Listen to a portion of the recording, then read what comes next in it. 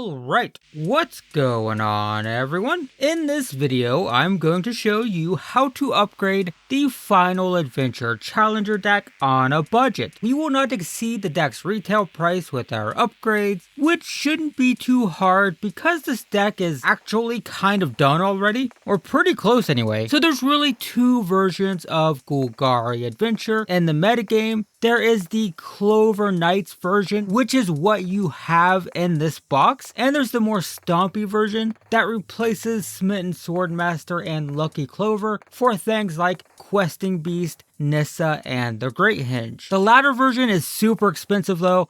Questing Beasts are like $10 each, so you're looking at like 40 bucks for a playset of those, and then you should expect to spend another like $15 to $20 for multiple copies of the Great Hinge. That deck also typically plays Assassin's Trophy, which is clocking in at like $10 each as well. So yeah, that version takes a little bit of money to get into, but sticking with the Clover Knights version actually requires very few upgrades. We basically got the deck out of the box. We're very close. Just to give you an example, here's the list you have out of the box. This is Final Adventure, completely stock, and here's a deck that took 5th place in an Ether Hub community tournament. Look familiar? Yeah, it's not really that different. The only key piece that you're missing is your full playset of Murderous Rider. That's it. This deck has 2 and you should definitely be playing with 4. Now as for what you should take out, there are 2 options. Knight of the Ebon Legion or Disfigure, and maybe kind of Blacklands Paragon, but mainly these two. So Disfigure is never played in competitive lists. At most you can have it in the sideboard because it is really good against mono red. Like if you can blow up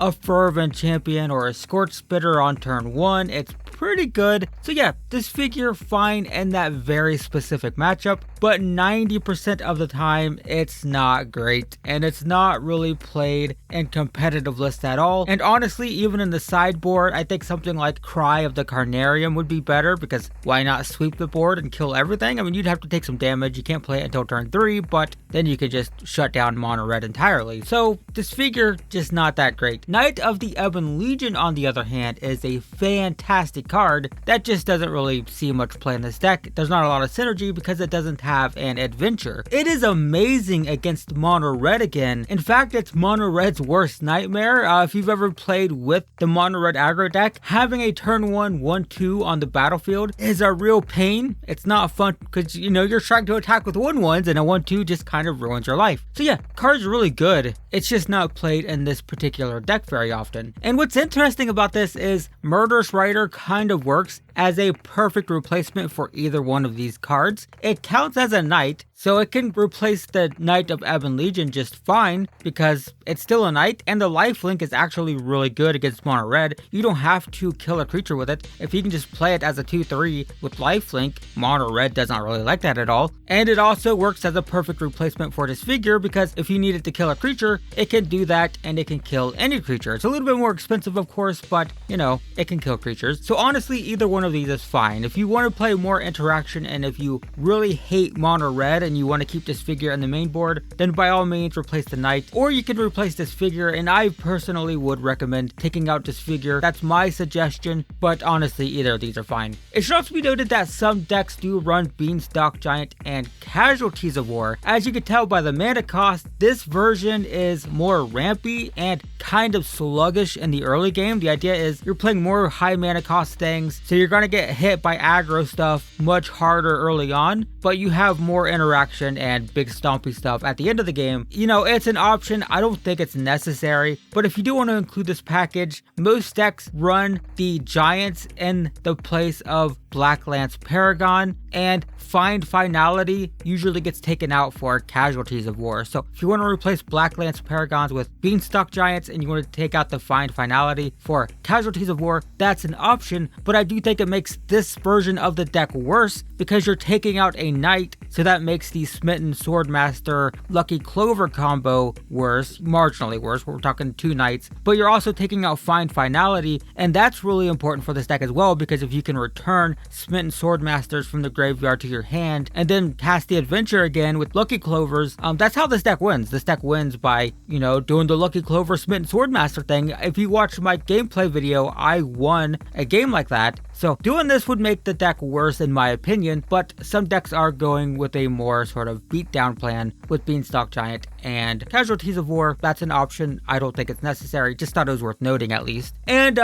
well, like I said, that's basically it. This is kind of awkward, but yeah, I don't know what do you want from me? The deck's done out of the box. I can't do anything. All right, wait. Before you go, hang on. There's a ton of little tweaks we can do to the sideboard and the mana base. So hang on. Okay, so first off, we can upgrade the mana base with Temples and Shocks because they're the best lands in Standard. So if you have any of these, by all means, get them in the deck. You can replace Jungle Hollows with Temples, and you can replace basic lands for Overgrown Tombs. If you have 2 Overgrown Tombs, take out a forest and a swamp, put 2 Overgrown Tombs in, that's fine. If you have 2 forests, 2 swamps for 4 Overgrown Tombs, you get the idea, right? It's of course totally optional. Overgrown Tombs are like $8 to $12 each, so definitely not necessary, but if you happen to have any, definitely add them to the deck. And more Fabled Passages are also great. Fabled Passages let you search for any color land. They also thin your deck out a bit. They're also very expensive, so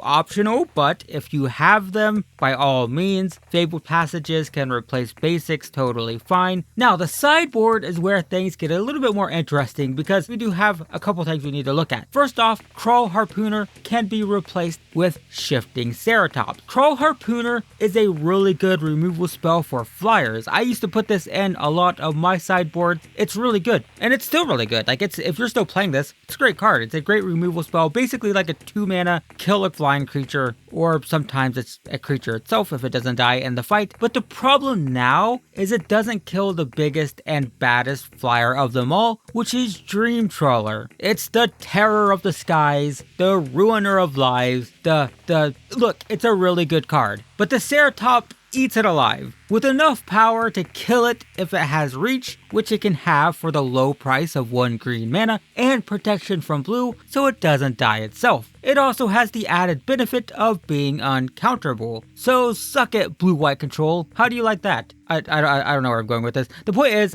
yes, the Ceratops is really good against blue-white control, particularly against Dream Trawler, so it is really nice to have in the sideboard. I mean, this doesn't synergize with our deck at all. That's not the point. The point is, get it in the deck against Dream Trawler so you don't die to it. It's purely a survival tactic against Dream Trawler, but it's very nice to have in the deck. If you're not playing against blue-white control a lot, then I guess it's not necessary. But if you're playing at FNM, or if you're playing against friends or whatever, and they have Dream Trawlers, Ceratops, you want it in the sideboard for sure. Another option for the sideboard is Reaper of Night. This card absolutely wrecks face against decks like Jeskai Fires and Temur Reclamation. If you can cast the adventure with a Clover or 2, these decks have a really hard time recovering. Since so many of the individual cards in their decks do nothing, Reclamation and Jeskai Fires really rely on having a loaded hand, and they like to spend most of the game filtering through their deck for specific pieces. So being able to tear their hand apart and leaving them in top deck mode can be really bad for them.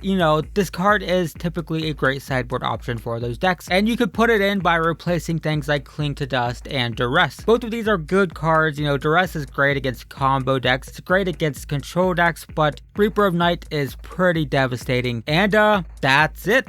I know, this round of Challenger deck upgrades has been kind of awkward for me because I'm taking all this time to make a video just to tell you to add 2 Murderous Rider to the deck, because that's basically it. You need 2 Murderous Rider. I mean, this year's decks are just so complete out of the box, it's kind of crazy, but if you do want to see what the non-Clover Knights deck looks like, I'll leave some links in the description below if you want to check them out, and if you don't see those links, then bug me about it in the comments because I probably forgot. But in the meantime, thanks for watching. I hope this video was helpful, and I will see you in the next one.